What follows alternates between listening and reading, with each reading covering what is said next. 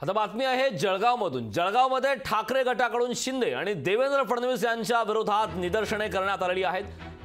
गणपत गायकवाड यांच्यावर कारवाई होत नसल्याने आता ठाकरे गट जळगावमध्ये आक्रमक झालाय।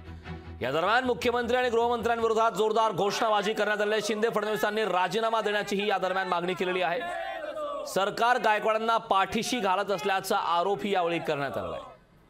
अशा या सरकारचं करायचं काय? खाली डोकं वरती पाय। अशा या सरकारचं करायचं काय? खाली डोकं असो। राष्ट्राचा विहार करणारा आज आम्ही या सरकारचं लक्ष याकडे वेधू इच्छितो।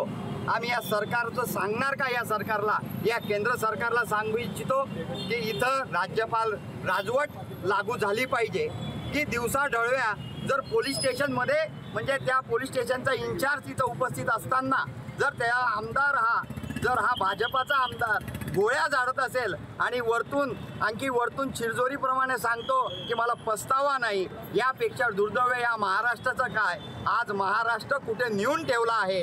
बेरोजगार युवकांना रोजगारी मिळत नाही, शेतकऱ्यांना न्याय मिळत नाही। जे उद्योग प्रकल्प महाराष्ट्रात येत आहेत ते प्रकल्प महाराष्ट्राच्या बाहेर जात आहेत। म्हणजे हे सरकारचं काय चालू आहे याचा आज हा निषेध करण्यासारखा ठिकाण आहे। उल्हासनगर गणपत गायकवाड गोळीबार प्रकरणी आता हिल लाईन पोलीस ठाण्यातील कर्मचाऱ्यांची चौकशी होणार आहे। अधिकारी आणि कर्मचाऱ्यांची विभागीय चौकशी होणार आहे।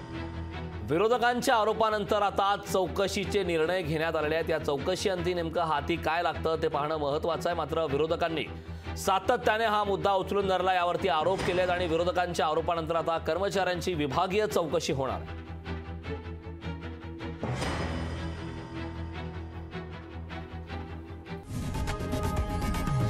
लोकशाही मराठी ऐका, पहा, जागरूक रहा।